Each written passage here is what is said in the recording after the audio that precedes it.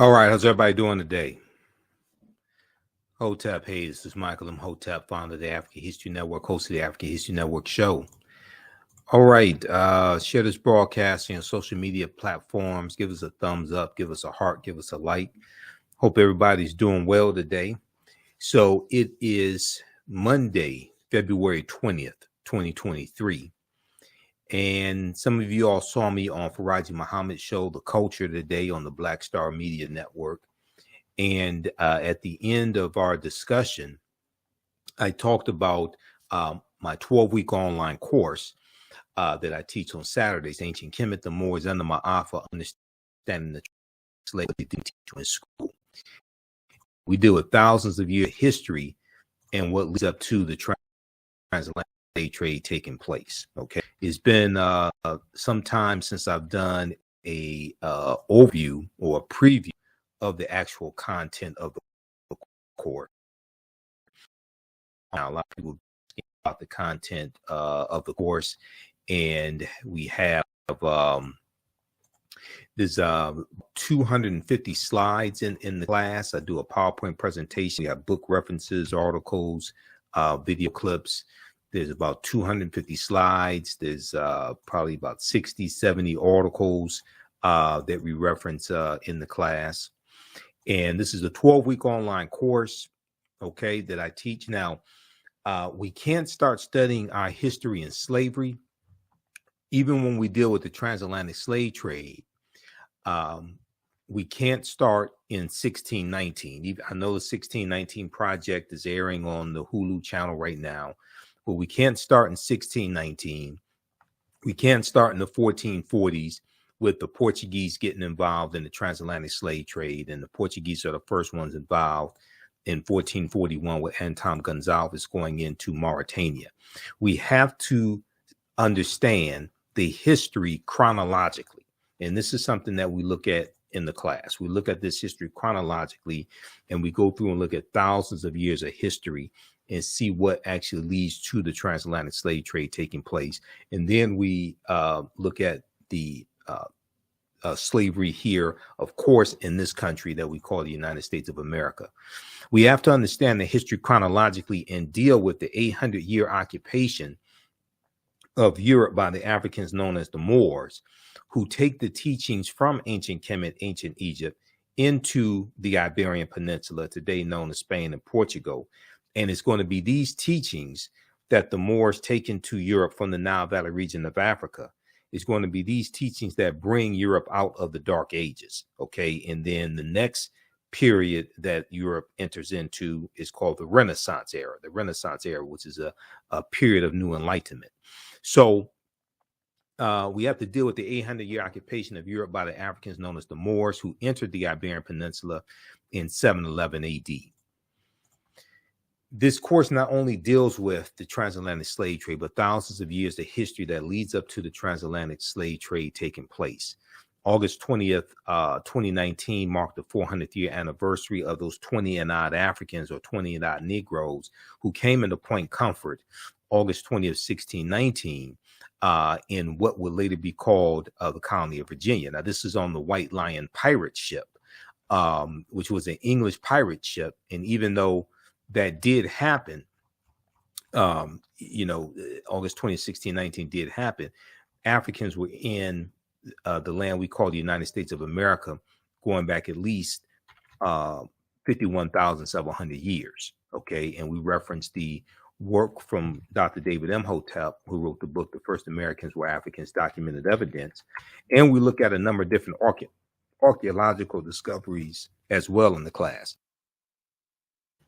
We look at a number of different archaeological discoveries also. Now, August 20th, 2019 marked the 400th year anniversary of those 29 Africans who came into Point Comfort in what would later be the colony of Virginia. Okay, and they come into, it's actually Hampton, Virginia, that they come into. Now, this year was known as the year of return. 2019 was known as the year of return, as many African Americans were and continue to reconnect to Africa and travel to Ghana and other West African countries. When we discuss the transatlantic slave trade, we first have to understand that African people are the original people of North, Central, and South America. Okay, African people are the original people of North, Central, and South America.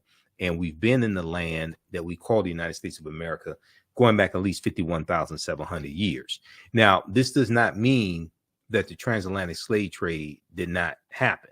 Yes, it did. We have to understand thousands of years of history that lead up to the transatlantic slave trade taking place. Okay, so I posted the link here on the thread of the broadcast. You can register for this 12-week online course. We do the sessions live. All the sessions are archived and recorded. You don't have to worry about not being in class while the session is going on or anything like that. Even after the 12-week online course is over with, a year from now, 2 years from now, you have full access. You can go watch the entire course. So visit our website, theafricanhistorynetwork.com, theafricanhistorynetwork.com, to register for this 12-week online course, Ancient Kemet, the Moors, and the Ma'afa, understanding the transatlantic slave trade, what they didn't teach you in school. You can also use this information with your children. I would say the content is PG-13. And I'll also share information with you how studying our history benefits our children and benefits us as a people, because there's studies that document this also. So recently we've seen attacks on the teaching of African American history and African history in public schools across the country, especially in a lot of these former Confederate states. Okay, we see the attacks going on against the Advanced Placement African American Studies course coming from the College Board, the attacks from Florida. I talked about this on the African History Network show on Sunday, February 19th, and I've been talking about this probably going back at least a month now, going back to January of 2023. College Board hits back at Florida's initial rejection of AP African American Studies course and admits it made mistakes in rollout. So we see these culture wars being played out. We see books being banned. We see Reverend Al Sharpton led a march in protest against Governor Ron DeSantis banning this Advanced Placement African American Studies course Wednesday, February 15, 2023. Okay, so we saw that take place. We've seen after Juneteenth became a federal holiday in 2021, signing the law became a federal holiday, we started seeing a lot more articles being written about Juneteenth. And this article here from the New York Times is a very interesting article. And most Americans know little or nothing about Juneteenth, poll finds. Most Americans know little or nothing about Juneteenth, poll finds. And in the article, it talks about 60% of Americans know little or nothing about Juneteenth. And be quite honest with you, a lot of the information that's floating around about Juneteenth, a lot of that is inaccurate. It wasn't the last day of slavery. There's a lot. The Emancipation Proclamation did not free the enslaved Africans. So there's a lot of misinformation floating around. We see attacks on teaching. We see attacks on having Black History Month in schools also because of these anti-critical race theory laws. So in 2022, we saw a lot of stories that dealt with how it's harder to celebrate Black History Month and teach it in schools that have these new laws, these new rules. This article here from Axios.com, new rules are limiting how teachers can teach Black History Month. New rules are limiting how teachers can teach Black History Month. And then we see stories about what I call slave lessons gone wrong, or stories about slavery gone wrong. This is an article from the USA Today, Mock Slave Auctions, Racist Lessons, How U.S. History Class Often Traumatizes, Dehumanizes Black Students. Okay, so you have this article here that's from 2021, and then this one, Republican state lawmakers want to punish schools that teach the 1619 Project. So we see these attacks on the 1619 Project. We see these attacks on teaching African American history, African history, etc. And a lot of this has to do with white fear. A lot of this has to do with the fear of the browning of America. Okay, which is why us understanding our history is so critical right now. Yes, it should be taught in every school across the country, as Dr. Carter G. Woodson, who created Negro History Week in 1926, as he correctly stated. Yes, it should be. But what we're dealing with is the fear of the browning of America, and the fear that some white people have that by the year 2043, white people will no longer be the majority population in this country. So if we look at this article here from June 20th, 2018 from the New York Times, fewer births than deaths among whites in majority of U.S. states. Okay. And in this article from the New York Times, it talks about how deaths now outnumber births among white people in more than half the states in the country. Demographers have found signaling what could be a faster than expected transition to a future in which whites are no longer a majority of the American population. The Census Bureau, the U.S. Census Bureau, has projected that white people could drop below 50% of the population around 2045, a relatively slow-moving change that has been years in the making. But a new report this week, when this article came out, it came out in June of 2018. But a new report this week found that white people are dying faster than they are being born now in 26 states out of 50, which is up from 17 states out of 50 just 2 years prior. And demographers say that shift might come even sooner. Quote, "It's happening a lot faster than we thought. It's happening a lot faster than we thought," said Rogelio Saenz, Saenz, who is a demographer at the University of Texas at San Antonio and a co-author of the report. It examines the period from 1999 to 2016 using data from the National Center for Health Statistics, the federal agency that tracks births and deaths. He said he was so surprised at the finding that at first he thought it was a mistake. And we know one of the large contributing factors is the opioid crisis and how it's devastated a lot of white Americans in various states.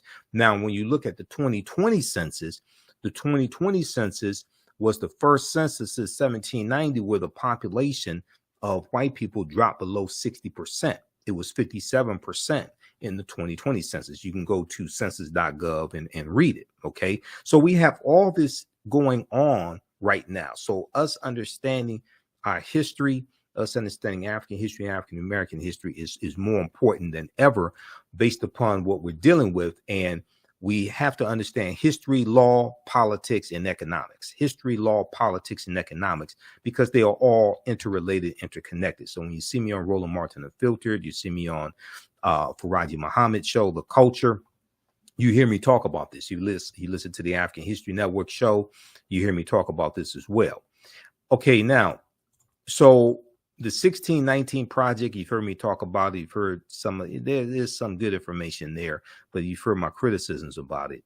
And it's important for us to understand that much of what we've been told about Virginia's 1619 first Africans is wrong. Okay. Much of what we've been told about Virginia's 1619 first Africans is wrong. There's a good article from VirginiaMercury.com from August 11th, 2019 that deals with this. And in 1619, codified slave laws didn't exist in any of the 13 colonies. And a lot of people are so shocked when they hear this. The whole way that slavery evolved in this country and even the way race evolved in this country is different than the way we actually think it evolved. Okay. I mean, that gets also in the Bacon's Rebellion, 1675, 1676, in the colony of Virginia, what happens after Bacon's Rebellion and the introduction of the term white in the colony of Virginia around 1681 to break up the alliance between enslaved Africans, free African Americans, poor whites, white indentured servants, things of this nature. That all comes to a head in Bacon's Rebellion, where you have this rebellion of 500, about 500 people of different races, different statuses, some enslaved Africans, some white indentured servants, etc. And they burned down the town of Jamestown, Virginia in 1676 because they were all being exploited on the tobacco plantations in Virginia, and they realized that they had a common enemy. They were being exploited by the ruling elite. Okay, this is Bacon's Rebellion. Then you go to 1705 and the Virginia Slave Codes of 1705, which is going to become a model, and other colonies are going to adopt these slave codes. And the Virginia Slave Codes of 1705 make a distinction between Negroes and Moors. So you get into this, you start dealing with a deep understanding of history, and you start seeing how all this evolves, and nationalities and status, and start seeing how all of this evolves. Okay, so the way this history actually happens is much different than the way we think it happens. So the way we talk, that I like this type of information, like on the broadcast. Okay, continue here. And we have the link here in the thread of the broadcast where you can register for this 12-week online course. It's on sale $80, regularly $130. Ancient Kemet, the Moors, and the Ma'afa, understanding the transatlantic slave trade, what they teach you in school. All right, now, Africans were in South Carolina in 1526, 93 years before Virginia. Okay, now this is not talked about a lot. We focus on 1619, and I have to tell people, you know, they say we first came to these shores 1619. No, we were here thousands of years before that. But even if you just look during the transatlantic slave trade, the Spanish were taking Africans into the territory we call South Carolina in 1526. Okay, now this is something we deal with all this in the class because we go through and look at this history chronologically. So these are all slides from the course that I teach, that I put together. I'm a historian that studied history 32 years. I put together this curriculum as well as the second class that I teach, which is from the Civil War to the Civil Rights Movement and Black Power, 1800 to 1968, which goes through and goes deep into looking at that 168-year period of history, and analyzing what happened to us also after slavery ended. Okay, now before 1619, there was 1526, the mystery of the first enslaved Africans in what became the United States. There's a good article from Washington Post, September 7th, 2019, September 7th, 2019, that deals with this history. 1526 is not talked about a lot, okay? And you had those Africans, there's going to be an uprising, they're going to overthrow their oppressors, and they're going to run away, and it's believed they went to live with Native Americans. So it was the Spanish tried to set up the settlement, but it was a failed settlement. Now, Spanish explorers brought 100 African slaves to a doomed settlement in South Carolina or Georgia. Within weeks, the subjugated revolted, then vanished. Maybe that's why they don't want us to know about 1526, because those Africans overthrew their oppressors. So maybe that's why that's not talked about a lot. But that's 93 years before Jamestown, Virginia. And then in 1513, Juan Ponce de Leon, the Spanish conquistador, comes into Florida, and he has an African with him named Juan Garrido. Juan Garrido was born in West Africa around 1480. And Juan Garrido is probably the first African we know of by name, in this land that we call the United States of America, or what Native Americans call Turtle Island. And Dr. David Imhotep talks about Turtle Island in the book, The First Americans Were Africans, Documented Evidence.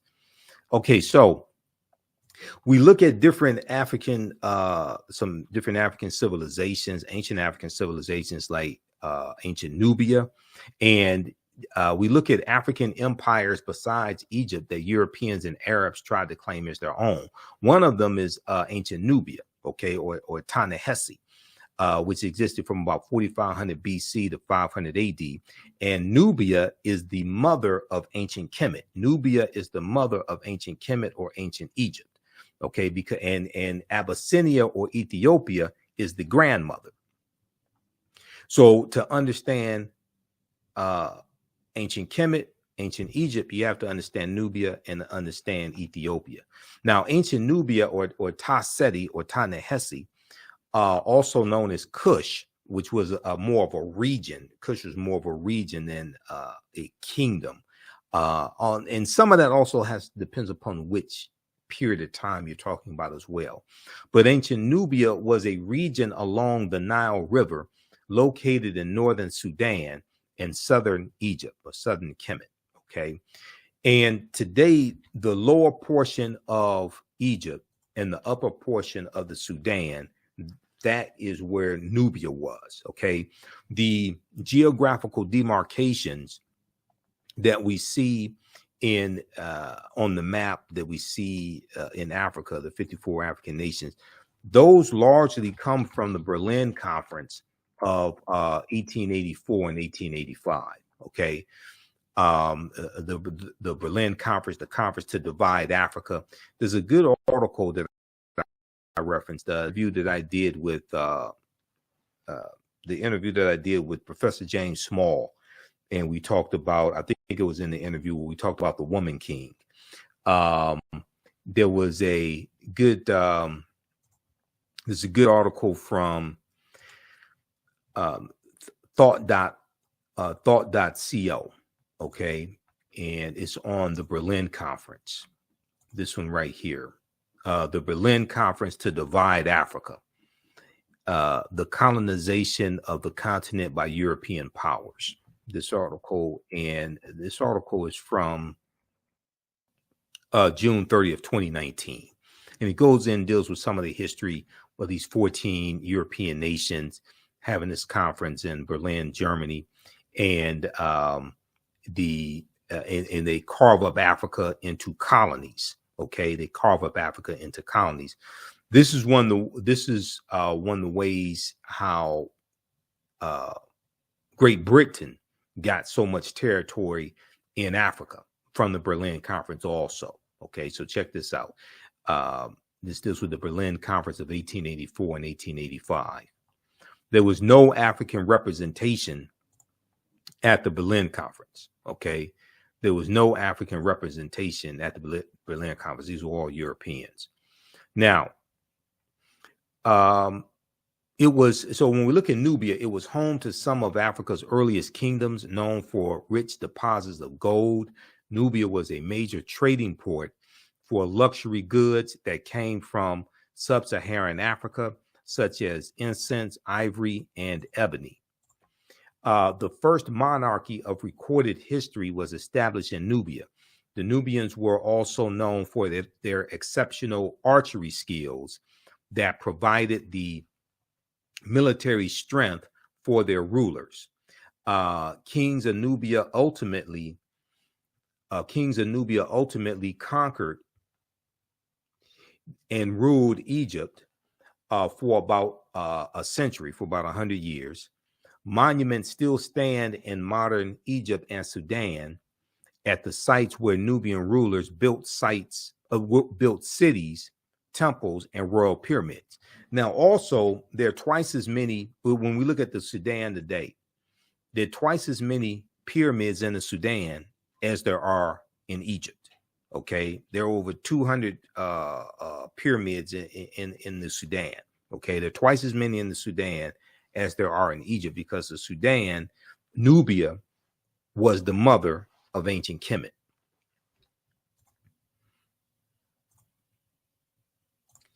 Okay, now in the 1800s, the Western world's interest in Nubia was awakened by the rediscovery of the ancient empire's monuments, which were reported almost simultaneously by individual British, French, and American explorers.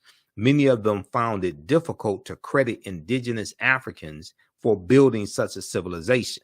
So they tried to say that the Nubians were white as well, just like they tried to say that the ancient Egyptians were white, or some of them said that, some of the archaeologists said the ancient Egyptians were brown skinned Caucasians or something like this, or they tried to say they were Semites, anything but black Africans. They could not admit that these were Negroes. Okay, they could not admit that these were black Africans. They had to be Semites, They had to be brown-skinned Caucasians, biracial, triracial, something like that. All right, in this this clip right here, you have a scientist, a white scientist, disappointed when he finds out that ancient Egyptian pharaohs were Black Africans. They did the scientific analysis, and he had to admit that they were Black Africans. He was disappointed when it happened. This was from this clip was from the History Channel, and we actually posted this on our Facebook fan page, the African History Network. He got thousands of likes. It went viral. Now, during the 1840s, German Egyptologist Carl Richard Lepsius, Lepsius, asserted confidently that the Greek term Ethiopian, when referring to ancient civilized people of Kush, did not apply to Negroes, but was used to describe the reddish-skinned people closely related to the Egyptians who belonged to the Caucasian race. Okay, they do whatever they can to discredit it. They don't want to admit these are Black Africans. Now, Nubia was the first recorded monarch in history. Ancient Egypt is the first major civilization in Africa for which records are abundant. It was not, however, Africa's first kingdom.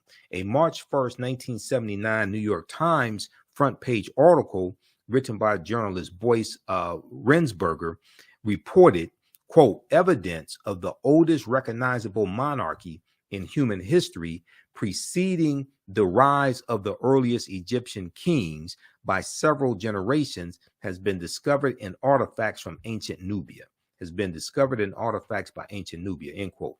Now, the artifacts including hundreds of fragments of pottery, jewelry, stone vessels, and ceremonial objects such as incense burners were initially recovered from the Cusco Cemetery by Keith C. Seal, a professor at the University of Chicago. Okay, so then we look at the Punic Wars, and we look at civilizations like Carthage and the Carthaginians and their fight against the Romans in the three Punic Wars as well. Now we know Carthage is in North Africa. It's in the area that today is Tunisia. We look at Hannibal Barca, okay, who was a Carthaginian, one of the greatest military strategists in history. He became a general at the age of 26. So we go through and look at that and the Punic Wars and their fight against Rome. We look at the Battle of Cannae, 216 BC, where Hannibal Barca defeats the Roman army, and the Roman army, they lose about 70,000 soldiers in one day. It's looked at one of the greatest military victories in history. We know that Carthage is going to exist from 816 BCE, before the Common Era, or BC, to 146 BC. Carthage is going to be destroyed by Rome in 146 BC. And you also deal with Publius Cornelius Scipio Africanus in the Second Punic War. And after the Battle of Zama in 202 BC, when Publius Cornelius Scipio Africanus defeats Hannibal Barca, was Publius Cornelius Scipio at this point, is going to be after the Battle of Zama that Scipio takes the surname Africanus. Africa was not named after Publius Cornelius Scipio Africanus. He took his surname after the Battle of Zama in 202 BC. And I go through and we deal with linguistics and understand language in the class also, because Africa is a Latin word. Ca is a Latin suffix denoting land. The prefix Afri refers to the Afri, who are a group of Black African people in Algeria and Tunisia. That area where Tunisia used to be called Carthage. Okay, so in Africa means land of the Afri. Okay, it's not named after a Roman general. Africa was not named after a Roman general at all. So as you get deep into the history, then you start studying language and seeing how it relates to history. And a lot of these myths that are being pushed fall apart. Carthage was founded in the 9th century BCE, before the Common Era, on the Gulf of Tunis. From the 6th century BCE onwards, it developed into a great trading empire covering much of the Mediterranean and was home to a brilliant civilization. In the course of the long Punic Wars from 264 BCE to 146 BC, Carthage occupied some of Rome's territories before finally being destroyed by its rival in 146 BCE. Now, in his book, World's Great Men of Color, Volume 1, history scholar J.A. Rogers asserts that the Carthaginians were descendants of the Phoenicians, a Negroid people, and that, in fact, until the rise of the doctrine of white superiority. Now, this is extremely important because on the History Channel in 2016, they had a series called Barbarians Rising, and I watched it, Barbarians Rising, and it dealt with 700 years of invasions in the Roman Empire, okay, leading to the fall of the Roman Empire in 476 AD, when the western portion, I should say the fall of the western portion of the Roman Empire, 476 AD, when the Vandals and the Visigoths crushed the western portion of the Roman Empire. Okay, so you had Nicholas Pennock, this actor Nicholas Pennock, training Hannibal Barca because Hannibal was an African man. And you had white people, some white people on social media, not all of them. Yeah, some white people losing their minds saying that the History Channel was lying and that Hannibal was white and the Carthaginians were white, things of this nature. This is because of these lies that have been told. And Carthage is one of those African empires that Europeans tried to claim as their own. No, these were Black African people. These are descendants of the Phoenicians. Okay, so J.A. Rogers in World's Great Men of Color, Volume 1, said that the Carthaginians were descendants of the Phoenicians, a Negroid people, and that, in fact, until the rise of the doctrine of white superiority, Hannibal Barca was traditionally known as a Black man. Now, some people may be confused. They may be thinking about Hannibal on the A-Team with B.A. Baracus and the Face Man and Murdoch or something like that. They may be thinking of George Papard as Hannibal, or they may be thinking of Hannibal Lecter or something. No, but no, Hannibal Barca was Black African. He was not a European. Okay, now today, many encyclopedias classify the Carthaginians as whites or Semites, but ancient Greek and Roman eyewitness accounts paint a different picture. The indigenous peoples of Carthage were called the Afers, A-F-E-R-S, the Afers. Ancient Roman poet Virgil, in his poem Mortem, speaks of a woman from the Afer or Afra race, okay, of the Afar. From the Afer, A-F-E-R, Afar or Afra race, A-F-R-A, and he says of her, and all her figure proves her native land. Her hair was curly, thick her lips, and dark her color.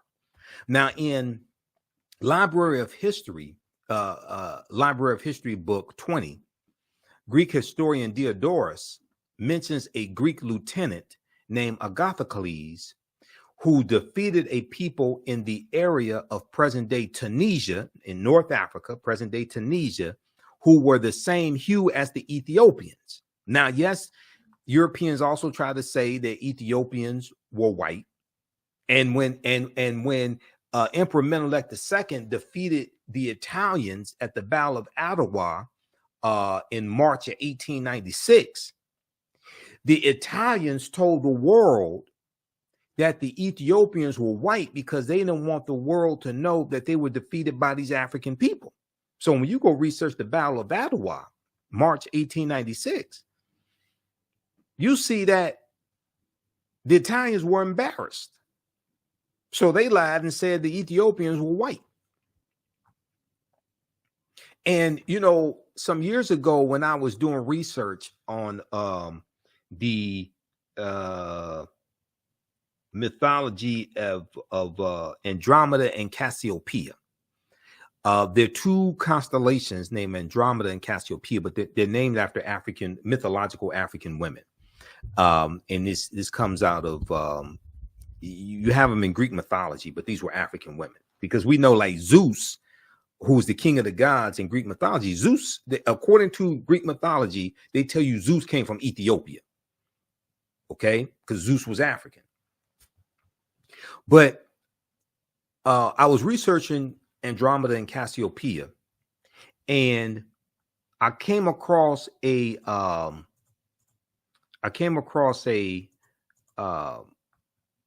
painting that dealt with this mythology, and the painting depicted the king of Ethiopia as being a Greek, as being European, and it was showing the people in the painting as being European. And it was depicting Andromeda, Cassiopeia, things like this as Europeans. So I'm sitting there looking at this painting. It was a picture of the painting online. I'm looking at this. So I called Professor Kaba Hiawatha Kamene. Professor Kaba, some of you have seen or heard some of the interviews I've done with Professor Kaba. He's in the Hidden Colors documentaries. We're in the Black Friday documentaries together. And I said, look, I said, I'm doing research on the mythology of Andromeda and Cassiopeia. And I came across this painting that depicts the king of Ethiopia as being white. I said, when did the Greeks conquer Ethiopia? I don't remember that. He said they didn't. He said they didn't. They just conquered them in the artwork. So if you come across this painting and you see the king of Ethiopia depicted as a European, and you see Andromeda and Cassiopeia depicted as Europeans, then either one, you think the ancient Ethiopians were white, or you'll think that the Greeks conquered the Ethiopians. And both of them are wrong. But this deals with the colonization of mythology, the colonization of image. And as J.A. Rogers said in World's Great Men of Color, okay, the Carthaginians were descendants of the Phoenicians, a Negroid people, and that, in fact, until the rise of the doctrine of white superiority, Hannibal Barca was traditionally known as a black man, because as you have a rise in European powers, you have a rise in white superiority. You have Europeans who reinterpret a lot of these mythological images and religious images. So we know that they were worshiping the Black Madonna Child, okay, all throughout Europe. And there are over 300 images of the Black Madonna Child in France. France probably has the most number of images, paintings and statues and things like this of the Black Madonna Child. And this was being worshipped even before the African Moors go into Europe, because this comes from Asar, Aset, and Heru, who the Greeks called Osiris, Isis, and Horus. This gets into a deep history, which takes you right back to ancient Africa and takes you back to the Nile Valley region of Africa. But as Europeans are going out conquering people's lands in the 1400s, they're going out conquering people's lands. They're recovering from the Black Death, the bubonic plague, which hit Europe in spurts from 1347 to 1400. And Europe loses between a quarter to a third of their population as they're going into the Caribbean and setting up sugarcane plantations, and they're rebuilding Europe, and they're extracting the mineral wealth and extracting Africans out of Africa and enslaving them, things like this. You start seeing a reinterpretation of a lot of these different figures, images, etc. And as you have a rise in European powers, you have a rise in the dominance of the European phenotype. And we go from the Black Madonna Child to the decolorized version of that with the white Mary and Jesus. Okay. All right, Kate. Now, how do you all like this type of information? Give us a thumbs up, give us a heart, give us a like on this broadcast. Visit our website, theafricanhistorynetwork.com, theafricanhistorynetwork.com. And we have the information right on the homepage of the website. 12-week online course, Ancient Kemet, the Moors, and the Ma'afa, Understanding the Transatlantic Slave Trade, what they didn't teach you in school. So this class is on sale, $80 right now. Our next class is Saturday, March 4th, 2023, 2 p.m. to 4 p.m. Eastern Standard Time. Click right here to register for the full course. So I do the sessions live. All the sessions are archived and recorded.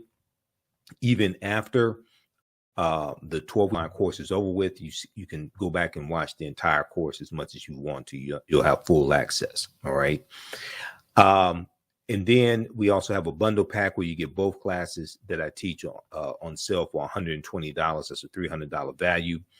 There will be 5 of my lectures that will be in the video library when you log into your account, and you'll be able to watch 5 of my lectures as a free bonus as well. Now, the second class that I teach deals with history from 1800 to 1968. And this is Black resistance movements from the Haitian Revolution to the Civil War, Civil Rights Movement, and Black Power Movement, 1800 to 1968. So I teach this class on Sundays, 2 p.m. to 4 p.m. Eastern Standard Time. Our next class is Sunday, March 5th, 2023. And with this course here, we study in depth this 168, 170 year period of history. Okay. This is a 12-week online course as well. Same structure as the first class. Click right here to register here. And we have to understand that history leading up to the Civil War, what led up to the Civil War taking place, but then also understand what happened after slavery ended as well. Okay. And this helps us understand how we got to where we are today. What were the laws and policies? That were put in place to put us in the predicament that we're in today? All right, let's continue. And we definitely appreciate your support, because this helps finance the African History Network. This helps support the African History Network. It helps us keep broadcasting the radio show, do the research, pay some of the bills, etc., because it takes a lot to do all of this. Okay, so how do you all like this type of information? Give us a thumbs up, give us a heart, give us a like on the broadcast. You can post your comments here also. Are you learning anything from this class, from this class overview? Okay, so we have Carthage. Europeans try to claim Carthage for themselves also, and we deal with Carthage in the class. And the Punic Wars, we talk about Numidia also, which existed from about 202 BC to 46 BC, because we go through and we'll look at different African civilizations. We'll go through and look at a chronology of thousands of years of history. Now, Numidia was another great Black Berber Libyan nation in northern Algeria during the time of the Romans and Carthaginians. It began as a sovereign state and later alienated and later alternated status between a Roman province and a Roman client state. It is considered to be the first major state in the history of Algeria and the Berber world. Okay, it's considered to be the first major state in the history of Algeria and the Berber world. All right. Now, Numidia has also been classified by European and Arab historians as a Caucasian or Semitic built civilization. However, in his book, The Destruction of Black Civilization, Dr. Chancellor Williams declared that Libya was once so nearly all Black that to be called a Libyan meant that one was Black. Okay, Libya was once so Black that to be called a Libyan meant that one was Black. The Greek historian Herodotus, writing about Libya in his Histories, Book 4, stated, quote, "One thing I can add about this country, so far as one knows, it is inhabited by 4 of which 2 and 2 are not. The indigenous people are the Libyans and the Ethiopians. The Libyans and the Ethiopians. The former, the Libyans, occupying the northerly, and the latter, the more southerly parts. The immigrants are the Phoenicians and the Greeks. Now, one of the most famous Berber Moors of the Roman times was Massinissa, the king of Numidia, who assisted the Romans against the Carthaginians during the Punic Wars. Okay, so he teamed up with the Romans to help defeat the Carthaginians. And when you study Hannibal Barca and the Punic Wars, you read about the Numidians siding with the Romans. Okay, all right, now evidence that proves that African people sailed to the Americas long before Columbus. There's a good article from the AtlantaBlackStar.com that deals with this history. And we deal with, there's about 60 or 70 articles that we reference in the class. There's 7 books that we reference also in the course. You don't have to buy any of these books to follow along. I use the books as reference, and we scan the pages and show you the text on the screen. But we can look at from Christopher Columbus himself, because Columbus kept a diary. According to renowned American historian and linguist Leo Weiner of Harvard University, one of the strongest pieces of evidence to support the fact that African people or Black people sailed to America before Christopher Columbus was a journal entry from Columbus himself. In Leo Weiner's book, Africa and the Discovery of America,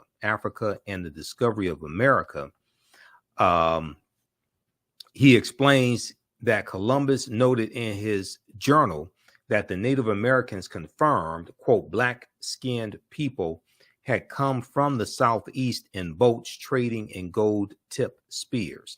Black-skinned people had come from the southeast in boats trading in gold-tipped spears. Now, the discovery of American narcotics in Egyptian mummies has also left some historians amazed.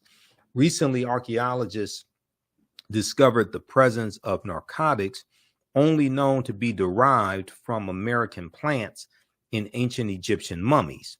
These substances included South American cocaine from erythroxylon and nicotine from Nicotiana tabacum.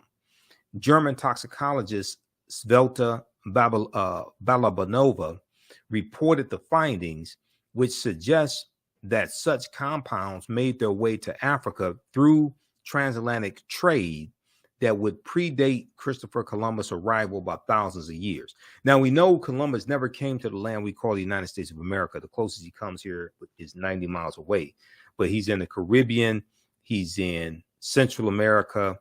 So he's in the Americas, but he never comes to the land we call the United States of America. Now, if we look at Egyptian artifacts in North America, for years, Eurocentric archaeologists have largely turned a blind eye when it came to the discovery of artifacts from ancient Egypt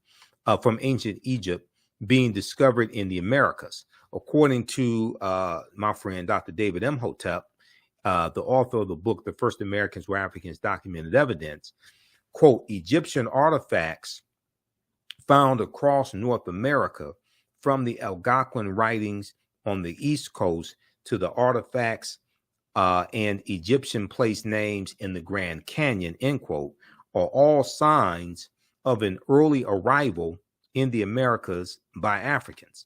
This is also paired with a much earlier account of Black people with incredible skills at sea, seafaring, sailing. Now, back in 445 BC, the Greek historian Herodotus wrote of King Ramses III leading a team of Africans at sea with astounding seafaring and navigational skills. Together, both accounts would point to African sailing over to the New World before Columbus. So we deal with the Olmec heads in Mexico, in Central America, and who were the Olmecs. Also, we go through, once again, we go throughout thousands of years of history, look at these different civilizations. Dr. David Imhotep in The First Americans Were Africans talks about the Mandinka Egyptian Olmec connection. He said, quote, a major ethnic group among the ancient Egyptian Nubians were the Manding people, an original Niger Congo homeland in the general vicinity of the Upper Nile Valley is probably as good a hypothesis as for the origin of the Manding. The Proto-Manding migration had to have taken place during the African Aqualithic period. That was a wet period in Africa that lasted thousands of years at a time when the Sahara was fertile and had river systems and Great Lakes. The Nile flowed west across the Sahara and emptied into the Atlantic Ocean during very ancient times. This would have enabled East Africans direct access to the Atlantic Ocean. The longer route would be to sail to the Nile River, to the Mediterranean Sea, and then head west to the Atlantic Ocean. When the Manding reached Central America and began mixing with the local population, they were labeled Olmecs. When the Manding reached Central America and began mixing with the local population, they were labeled so a mixture of the or Mandinka and other Indians or American Indians. Do not forget that the Manding made the basics, so the Egyptians, the main and the base of the Olmecs of each other. So he talks on page 2 of The First Americans Were Africans documents. You all have seen the numerous interviews I've done with Dr. David M. And let me refresh the screen right here.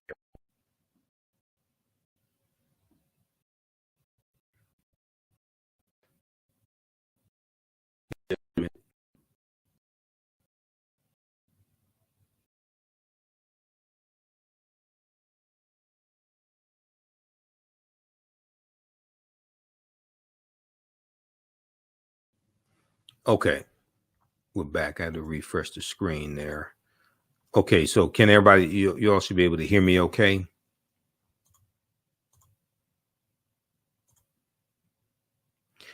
All right, so when the Manding reached Central America and began mixing with the local population, they were labeled Olmecs. The Olmecs were supposedly a mixture of the Manding or Mandinka and American Indians or Amerindians. Do not forget that the Manding made up the base of the Olmecs, so the Egyptians, the Manding, and the base of the Olmecs are related to each other. Okay, this comes from page 82 of The First Americans Were Africans, Documented Evidence by Dr. David Imhotep. His book is a fantastic book, and his first book is out of print. The second book came out in 2021. And that's available at Amazon. The First Americans Were Africans, revised and revised and expanded. Now, in 1311 AD, thousands of years after the Olmec arrived, the Mandinkan Muslim Abu Bakr II sailed 2,000 ships from Mali, West Africa, in the Atlantic, headed west. When they reached South America, they left signs on the rocks at the mouths of rivers, warning followers of dangerous or friendly natives. So Dr. David Imhotep talks about this on page 88 of The First Americans Were Africans, Documented Evidence.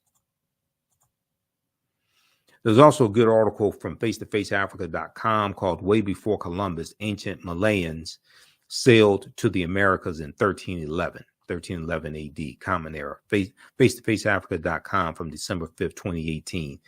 In this article, It says, according to a number of sources, Abubakar II, Mansa, which means king, Mansa of the Mali Empire in the 14th century, led Malayan sailors to the Americas, specifically present-day Brazil, almost 200 years before Christopher Columbus arrived.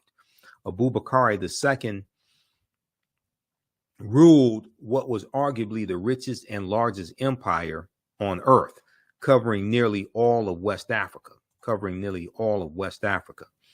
The BBC reported in the article, Africa's Great Explorer, which came out December 13th, the year 2000, on the saga of Abubakar II. He left with 2,000 boats, by Malayan scholar Gausu Diawara. Notes, Abubakar wanted to find out whether the Atlantic Ocean, like the great river Niger that swept through Mali, had another bank. He had traveled extensively throughout and outside of the African continent, already owning most of the continent. His predecessor and uncle, Sundiata Keita, had already founded the Mali Empire and conquered a good stretch of the Sahara Desert and the great forests along the West African coast. Okay, so we look at West Africa and Ghana, Songhai, and Mali, but also Mansa Musa is also related. There's a relation between Mansa Musa and the fictitious character of T'Challa in Black Panther in Wakanda. Now, there's a good article from history.com, the official website of the History Channel, that talks about this, okay? Because we deal with the film Black Panther in the course, because Black Panther relates to African history, African culture, African language, African spiritual systems. There are 11 different African cultures that are infused into the film Black Panther. Ruth Carter, who was the costume designer, she studied African cultures for 6 months. Okay, Ruth Carter, who won an Oscar for her costume designing for the film Black Panther. And she incorporated 11 different African cultures into the movie.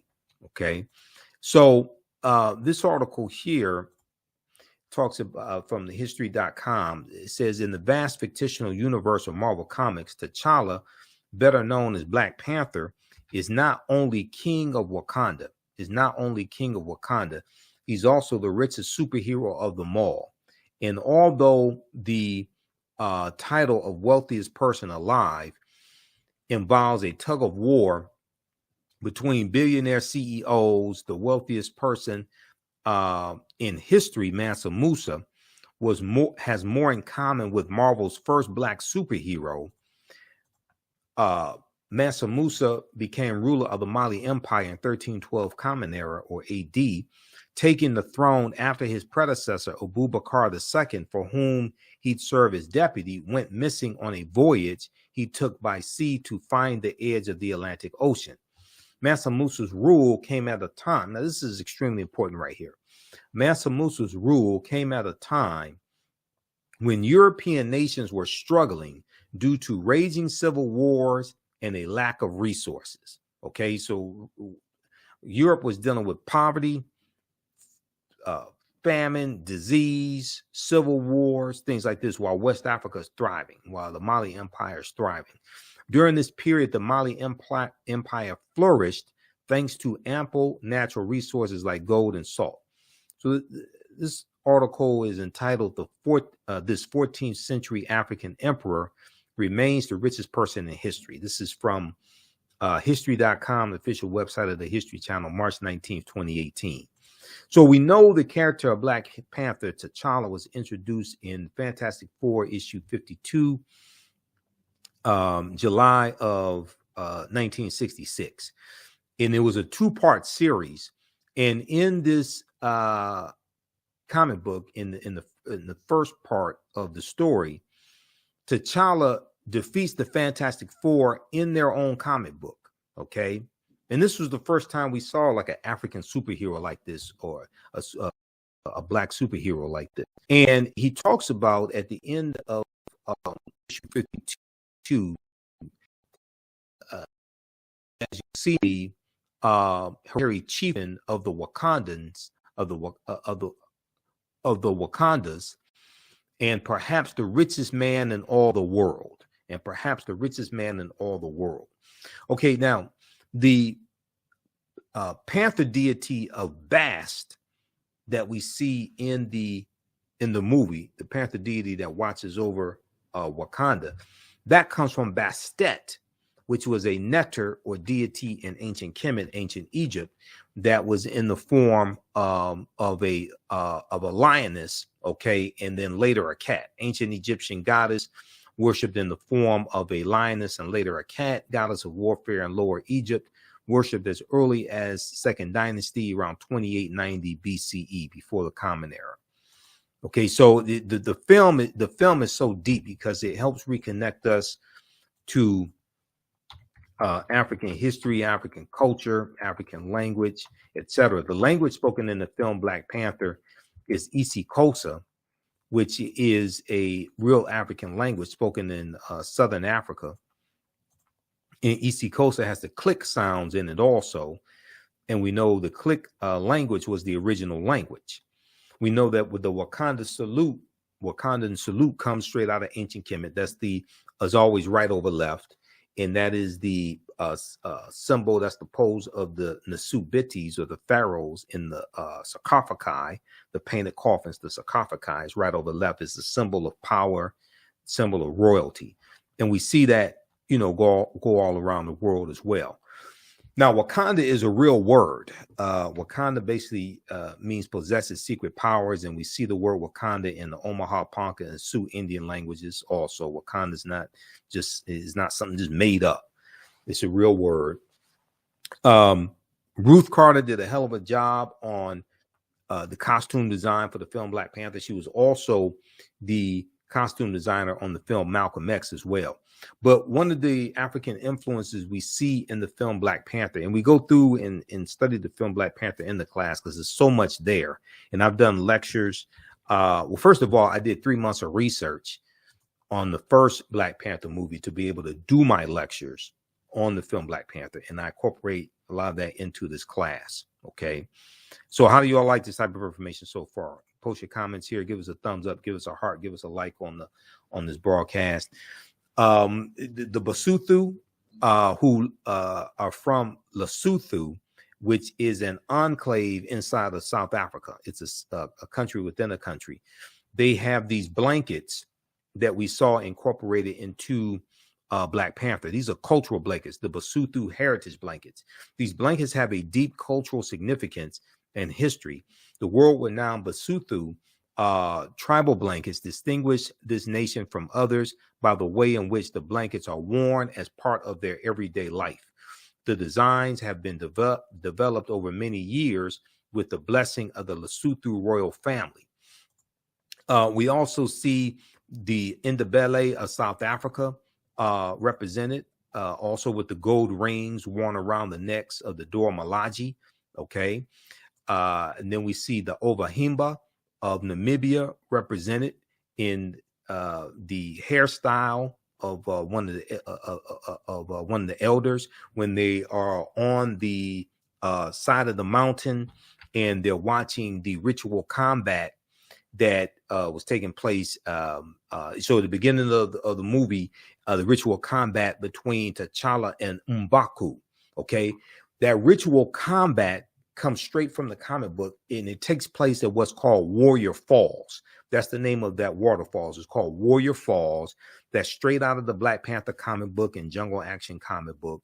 And this is where the ritual combat takes place to determine who's going to sit on the throne of Wakanda. So we go through, and these are all different aspects of the course that I put together that we deal with. Okay, to better understand African history, to better understand ourselves, to better understand African American history.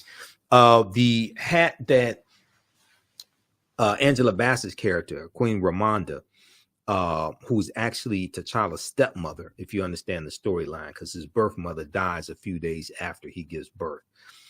That comes from South Africa. Okay, that flat disc hat is a Isicolo. Angela Bassett as Queen Mother Ramonda makes an entrance with a large disc headdress. In most of her scenes, she wears a smaller version of the hat, which Ruth Carter borrowed from Zulu culture. The Isicolo is a hat worn by married women and was traditionally shaped from grass fronds with cotton woven through. Their sizes and colors differ between clans, at times reaching a meter in diameter. For Black Panther, Ruth Carter had Ramonda's dramatic white Isicolo 3D printed according to an interview with Vanity Fair. And here's a picture of her with the Isicolo right here. Okay. All right. And then we know that the costumes of the Dora Milaje are inspired by the Maasai of Kenya. Okay. And the dress of the Maasai of Kenya and the colors from the Kenya as well, from the Maasai as well. The Dora Milaje with their deep red armor and tall spears look like Maasai warriors, which was the look that Ruth Carter was going for. The Maasai shuka is instantly recognizable as the red and blue checkered, sometimes with black, yellow, or green, but red is always the base color. And this is the shawl draped over the semi-nomadic Maasai. Okay, so there's so many African influences in the film Black Panther.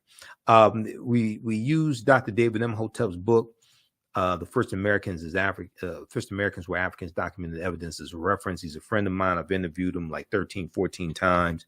So some of you all have seen the interviews I've done with him as well, or heard the interviews on the African History Network show. Page 14 of his book deals with a discovery made in Allendale County, South Carolina in 2004 by Dr. Albert Goodyear. And they found 13 different types of evidence that thoroughly documented African presence in the Americas, dating back at least 51,700 years ago. They found artifacts, architecture, campsites, carvings, Egyptian writings, footprints in lava, genetic M174D haploid groups dealing with DNA and genetics, linguistics, paintings, skulls, skeletons, structures, and tools. They found 13 different types of evidence documenting an African presence in the land we call the United States of America, dating back at least 51,700 years ago. Now, his book is backed up by 713 footnotes and 7 peer-reviewed articles as well. And we know peer-reviewed articles is the height of academia. So these Africans were the Khoisan, who have the oldest DNA on the planet. They're the short-statured Africans. They go all around the world. They're the ancestors to the Ainu and Atwa, and they were here also. This is Dr. Albert Goodyear. He's a white archaeologist from the University of South Carolina. This article from ScienceDaily.com in November 18, 2004, entitled New Evidence Puts Man in North America 50,000 Years Ago. This talks about his discovery. Okay, ScienceDaily.com, they have all type of archaeological discoveries, scientific discoveries, etc. there. So the Khoisan, in an October 2012 genetic study published in Science magazine, it found that the Khoisan in Southern Africa are the oldest ethnic group of modern humans, the oldest ethnic group of modern humans, with their ancestral line originating about 100,000 years ago. The Khoisan, formerly called by the derogatory term Bushmen, are genetically unique, and no other currently known population has separated so early from our common modern human ancestor, according to the report. Now, here are a couple of Khoisan sisters, also a couple of Khoisan African women. Now, the Khoisan live mainly in southern Africa in territories spanning Botswana, Namibia, Angola, Zambia, Zimbabwe, and South Africa. They are largely divided into 2 groups: hunters and gatherers, known as the Sans people, and keepers of the livestock, known as the Khoikhoi. The Khoisan languages include the distinctive click sounds that aren't found in the languages of their neighbors. There's a good article from AtlantaBlackStar.com called 5 Ethnic Groups That Prove the First Humans Were Black. Okay, so when we look at this land historically, there were 1 million mounds in this land. And yes, Native Americans built some of those mounds, but Africans also built them as well. At least 10,000 years ago, during the African Aqualithic period, the mound builders of Africa, the Proto-Manding, were building habitation mounds to live upon even before the Manding built their mounds along the Niger River. These Proto-Saharan people also built dams, boats, and mounds to escape the waters in case of flooding. There are also large erections formerly called Native American mounds, now known to be African mounds, that are shaped like pyramids that are found across North America. The largest ones surviving today are in the Mississippi Valley. The largest of all was the Cahokia Mound, that's in East Illinois, Cahokia, near the area where the Mississippi and Missouri rivers converge. Now, Cyrus Thomas, director of the Eastern Mound Division of the Smithsonian Institute's Bureau of Ethnology in 1881, said, quote, distinct from the American Indians, there was a race of mound builders in America distinct from the American Indians. Now, there were 1 million, end quote, there were 1 million Indian mounds in North America. Today, there are only about 100,000. If you read pages 71 through 74, the first Americans were Africans, documented evidence by Dr. David Imhotep. He talks about these mounds. So we go through and look at all this history. We look at this history chronologically, thousands of years of history. We also look at archaeological discovery. So in our class on Saturday, our next class on Saturday, we're going to look at some archaeological discoveries. Class 2 and 3 will look at archaeological discoveries. This is a big one that came out in June 2017 that blew everybody away. Visit our website, theafricanhistorynetwork.com, theafricanhistorynetwork.com. And we have the information right on the homepage of the website. 12-week online course, Ancient Kemet, the Moors, and the Ma'afa, Understanding the Transatlantic Slave Trade, what they didn't teach you in school. So this class is on sale, $80 right now. Our next class is Saturday, March 4th, 2023, 2 p.m. to 4 p.m. Eastern Standard Time. Click right here to register for the full course. So I do the sessions live. All the sessions are archived and recorded. Even after the 12-line course is over with, you can go back and watch the entire course as much as you want to. You'll have full access. All right. And then we also have a bundle pack where you get both classes that I teach on sale for $120. That's a $300 value. There will be 5 of my lectures that will be in the video library when you log into your account, and you'll be able to watch 5 of my lectures as a free bonus as well. Now, the second class that I teach deals with history from 1800 to 1968. And this is Black resistance movements from the Haitian Revolution to the Civil War, Civil Rights Movement, and Black Power Movement, 1800 to 1968. So I teach this class on Sundays, 2 p.m. to 4 p.m. Eastern Standard Time. Our next class is Sunday, March 5th, 2023. And with this course here, we study in depth this 168, 170 year period of history. Okay, this is a 12-week online course as well. Same structure as the first class. Click right here to register here. And we have to understand that history leading up to the Civil War, what led up to the Civil War taking place, but then also understand what happened after slavery ended as well. Okay, and this helps us understand how we got to where we are today. What were the laws and policies? That were put in place to put us in the predicament that we're in today? So this archaeological discovery came out and it blew away the archaeological world. We're older than we thought. New find pushes human origin back 100,000 years. This is from NBCnews.com. June 7th, 2017. June 7th, 2017.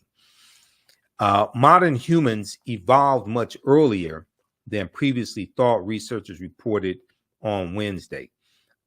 New discoveries at a rich site in Morocco show modern humans were hunting and probably cooking game animals 300,000 years ago. 100 have believed until now.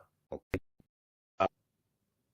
Until now. So this is over 100,000 years earlier than the discovery in Ethiopia that dates back about 195,000 years ago.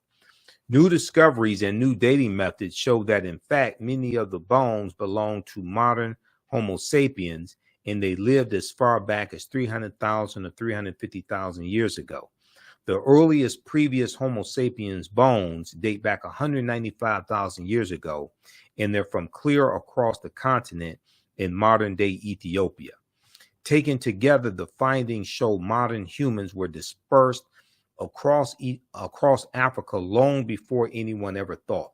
So the deeper they dig, the blacker the planet gets, the more research they do, the older we get. And what these archaeological discoveries are showing is that all of this is much older than we actually thought. African people are older than we thought. We were migrating out of East Africa earlier than we thought. We were here in this land we call the United States of America much earlier than we thought. We did not first come here conquered and shackled and chained by Europeans. No, this was our land stolen from us. This article from February 2010, New York Times, on Crete, new evidence of very ancient mariners. It talks about how stone tools were found on the Greek island of Crete over the course of 2 summers, and these stone tools date back 130,000 years ago, which pushes maritime sailing in the Mediterranean back thousands of years. It causes them to have to rethink everything, push the timeline back. The deeper they dig, the blacker the planet gets, the more research they do, the older we get. This study right here deals with how positive feelings about blackness improve academic performance for Black girls. This is why this type of information is so important, not just for African Americans, but also for our youth.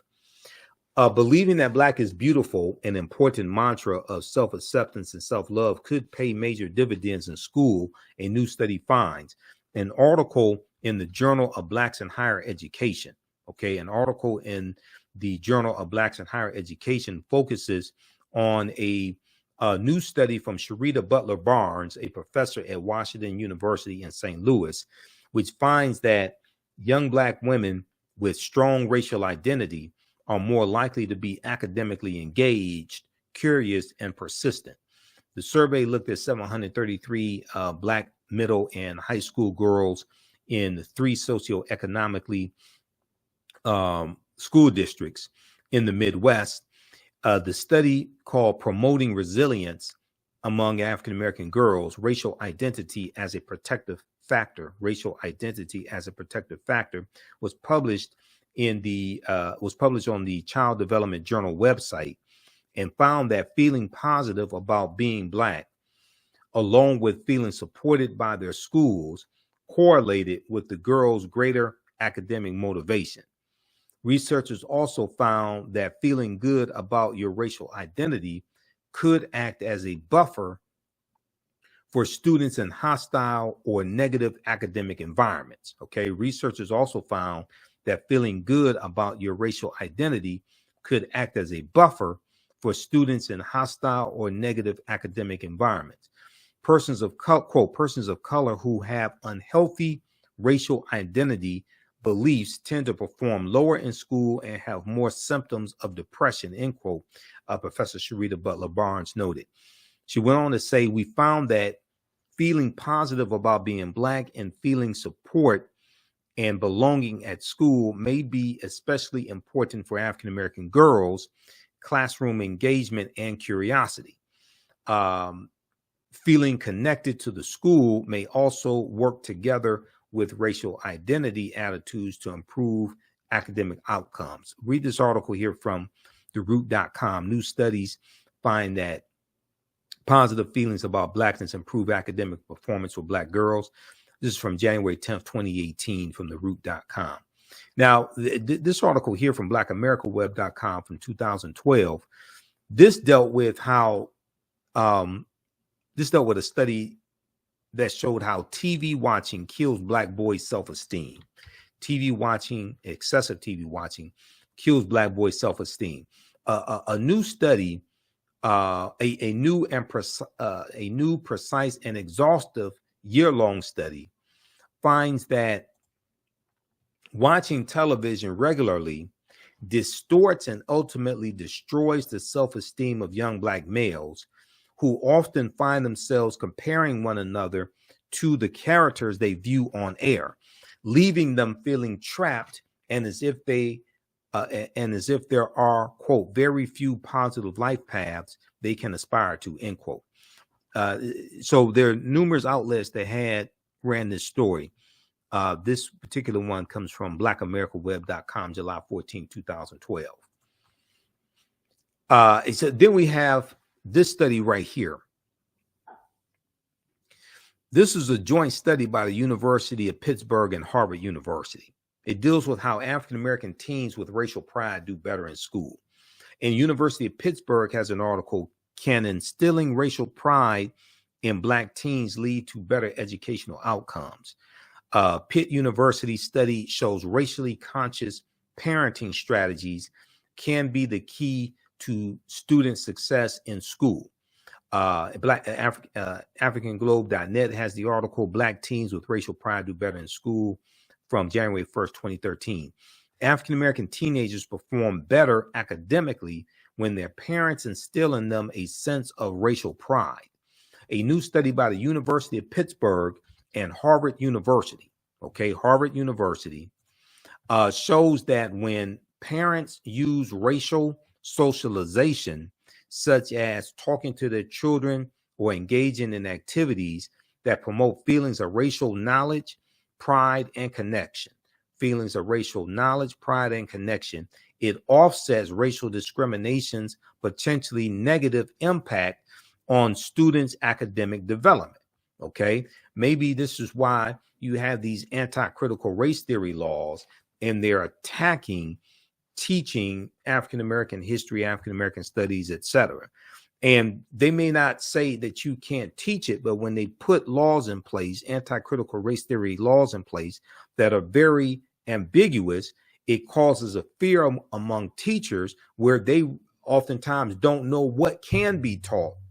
So they will shy away from certain topics or avoid or not teach a lot of this history in the first place,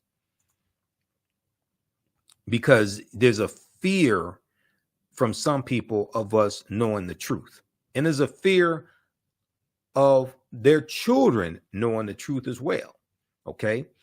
So we also deal with the influence of Africa, especially ancient Kemet, here in the United States.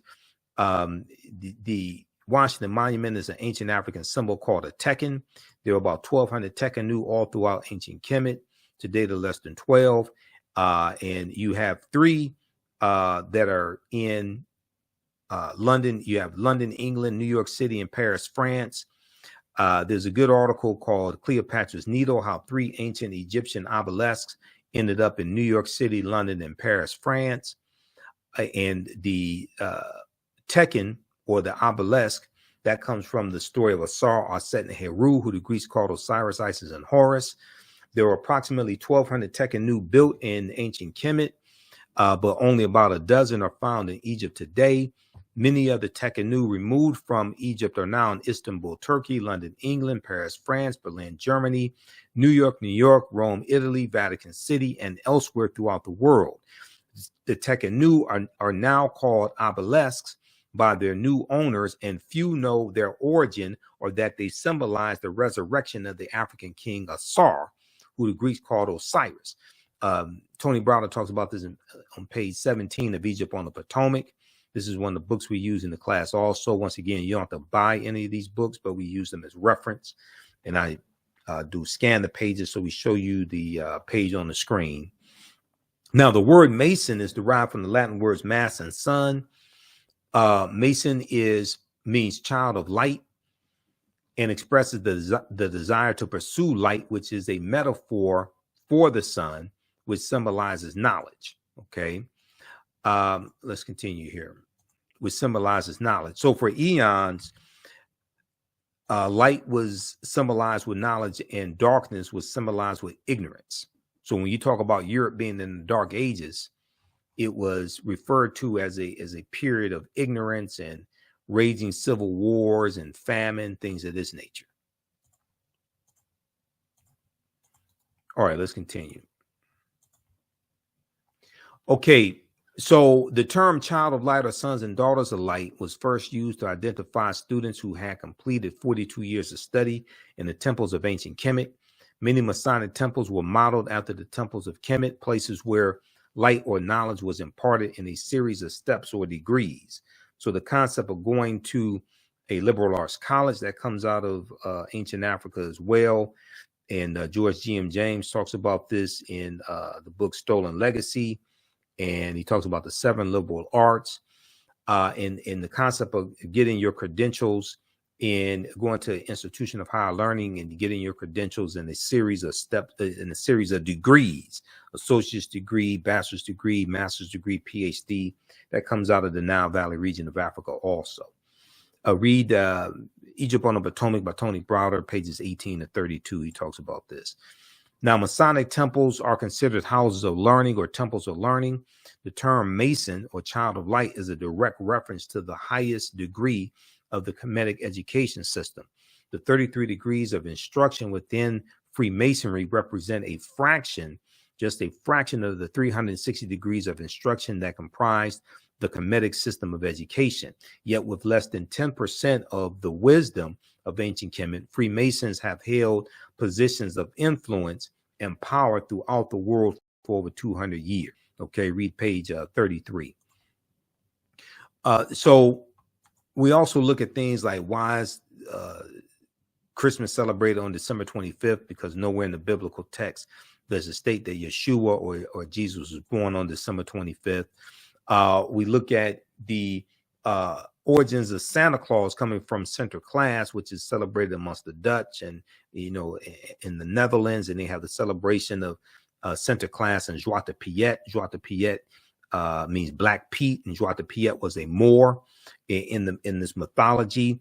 And they have the parade beginning in early November, going throughout the Netherlands, and they commemorate Sinterklaas and Zwarte Piet coming from Spain into the Netherlands. All right, coming from Spain. Well, Spain is where the Moors going in 711 AD, led by General Tariq ibn Ziyad, going to the Iberian Peninsula. Okay, so Spain is very important. Now, who were the Moors? The Moors' ancestors were known as the Garamantes. These were a Black African people living throughout North Africa. Hannibal Barca was Garamanti, as well as St. Augustine. The Moors, according to George G.M. James in the book Stolen Legacy, were the custodians of the ancient Egyptian mystery system. These teachings will bring Europe out of the Dark Ages. These teachings will bring Europe out of the Dark Ages. Now, the word Moor is derived from the Greek word moros, which literally means black or a very dark color. The Romans adopt this word and call them Mari, M-A-U-R-I, Mari. The Mari were a Northwest African people who were very dark-skinned. The Romans will refer to the region of Northwest Africa as Mauritania, Mauritania is Latin and means the land of the black-skinned people. You'll also see the term Marish. Now, the Romans would later adopt the word as a reference for the black-skinned inhabitants they encountered in Africa. Golden Age of the Moor, edited by Dr. Ivan Van Sertima, is another book that we use in the class. And if you look at pages 527 and 187, you'll see references for that information. Okay, so we go through and we look at some of the history of the Moors also. Renoko Rashidi had a really good article for AtlantaBlackStar.com called Moors, Saints, Knights, and Kings, the African Presence in Medieval and Renaissance Europe. We use 2 of Renoko's books in the class. This is one of the books here.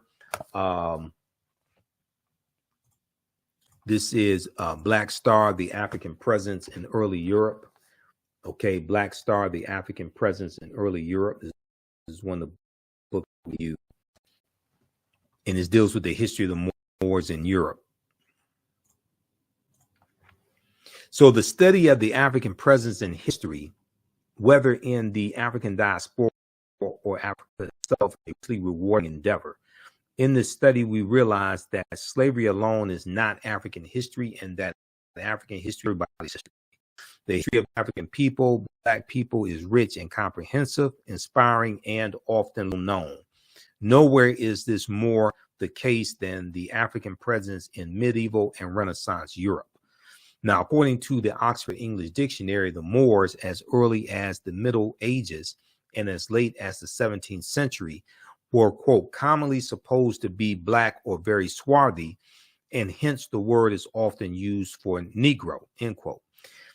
In the early 8th century, after a grim and extended resistance to the Arab invasions of North Africa, the Moors joined the triumphant surge of Islam. Following this, they crossed over from Morocco over to the Iberian Peninsula, where their swift victories and remarkable feats soon became the substance of legends.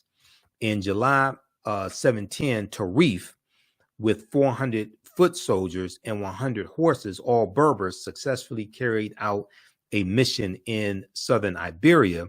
That was the reconnaissance mission, to get the lay of the land and see what's going on. Then Tariq goes in 711 AD. Tarif, an important city in southern Spain, is named after him. Then in 711 AD, Tariq ibn Ziyad goes in also, okay? And wasting no time to relish his victory, Tariq pushed on with his dashing and seemingly tireless Moorish cavalry to the Spanish city of Toledo. Within a month's time, General Tariq ibn Ziyad had effectively terminated European dominance of the Iberian Peninsula. Okay, so we also talk about Ghana, Shanghai, and Mali. One of the things that I've added to the class, because I've been teaching this class on and off since 2017, is we'll also talk about Queen Nzinga of the modern day Angola, because we know that the documentary from executive producer Jada Pinkett Smith is on Netflix now, African Queens, and the first installment deals with Queen Nzinga. And one of my teachers, Professor James Small, was a consultant on the series. Okay, so when I interviewed him in January, we talked about Queen Nzinga, and we talked about the African Queens series also. We also talked about Godfather of Harlem, because he's the technical consultant. He's the historical consultant on Godfather of Harlem. So we definitely have to deal with Christopher Columbus in this class to get a better understanding of the spread of the transatlantic slave trade and the involvement of Spain, because the Spanish are the second ones. The Spanish are the second ones involved in the transatlantic slave trade. Okay, and we know the Portuguese are the first ones involved, and Spain and Portugal are right next to each other. Now, convinced that what was Columbus looking for? Convinced that he would find a new lucrative sea route to the Orient, to Asia, by sailing west to find silk, tea, spices, gold, etc. This was big business in the 15th century. Okay, Europeans lost their trading route to Asia because of the fall of Constantinople to the Ottoman Turks. Okay, so the Ottoman Turks captured Constantinople and thus divert the trade in Eastern European slaves away from the Mediterranean to Islamic markets.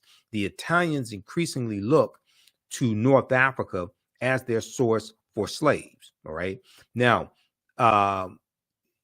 Columbus never found that direct water route from the west going east that he was looking for. When we look at where he goes on his 4 voyages, he never comes to the land we call the United States of America. Okay, he goes into Cuba, Haiti, Puerto Rico, Honduras, Panama, the Bahamas, Hispaniola. The western third of the island of Hispaniola is where Haiti is, etc. He never comes to the land we call the United States of America. If you go to history.com and search for Columbus, they have a good chart there. It shows you where he went on his 4 voyages. Now, what was the transatlantic slave trade? And how is this different from the slave trade? Now, the widespread enslavement of diverse peoples for economic and political gain has played a fundamental role throughout human history in the development of nations. Ancient Greek and Roman societies operated by using slave labor, as did many European countries in the modern period. As early as the Middle Ages, Mediterranean cities were supplied with Moorish black slaves from Muslim countries in North Africa. By comparison, the slave trade is a term which has grown to be associated specifically with the transatlantic trade or the triangular trade that spanned for centuries, roughly it goes back to 1441, but some people put it at 1518 because that deals with the Asiento de Negros of August 1518, signed by King Charles V of Spain, which drastically expands the transatlantic slave trade and increases the need for enslaved African labor. This involved three continents, Europe, Africa, and the Americas, and was responsible for human suffering on an unprecedented scale. Now, Brazil doesn't abolish slavery to 1888. 1865 is when it is abolished in the United States, but Cuba doesn't abolish it. Cuba abolishes it in 1886, and it's 1888 in Brazil. Now, slavery comes to the New World. African slaves were first brought to the New World shortly after the discovery by Christopher Columbus of the so-called New World. Legend has it that one slave was included in his original crew and that they could be found on Hispaniola, the island of Hispaniola, a site of present-day Haiti, as early as 1501. Upon his arrival in the Bahamas, Columbus himself captured 7 of the natives for their quote-unquote education, that's what he said, on his return to Spain. However, the slave trade proper only began in 1518 when the first African cargo direct from Africa landed in the West Indies. This is after the Asiento de Negros. The importation of Africans to work in the Americas was the inspiration of the Spanish bishop Bartolomé de las Casas, whose support of black slavery was motivated by humanitarian concerns. And de las Casas is a bishop. Bishop Bartolomé de las Casas, he travels on some of the voyages with Columbus. He keeps a diary and he documents the atrocities that Columbus inflicts on the indigenous people. And he said that Columbus was responsible for killing 12 million to 25 million indigenous people.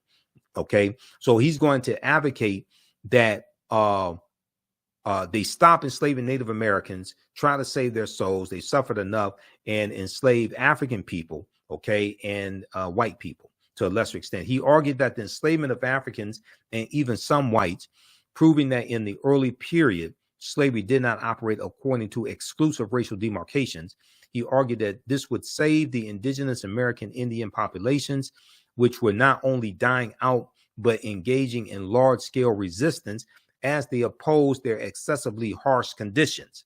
As a result, King Charles V of Spain agreed to the Asiento de Negros, or slave trading license of 1518, which later represented the most coveted prize in European wars, okay, as it gave to those who possessed it a monopoly in slave trafficking. And this drastically expands the transatlantic slave trade, okay? All right. Now, we know there are at least 262 skills, trades, and crafts that African people had in this country from 1619 to 1865. We were the anchor makers, artists, bakers, barrel makers, bartenders, basket makers. We dealt with decorative furnishing. We were jockeys, herb doctors, horse trainers, gardeners, brick makers, fishermen, engineers. The book of the Other Slaves, Mechanics, Artisans, and Craftsmen, 1978, by James Newton and Ronald Lewis, goes through and breaks this down. There were at least 262 skills, trades, and crafts that African people had in this country from 1619 to 1865. Okay, so this is just a sample of the type of information that we deal with in this 12-week online course that I teach.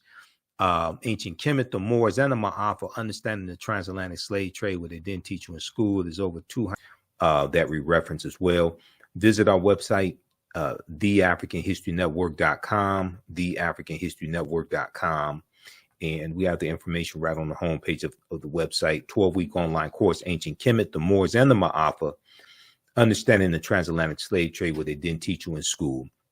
So this class is on sale, $80 right now.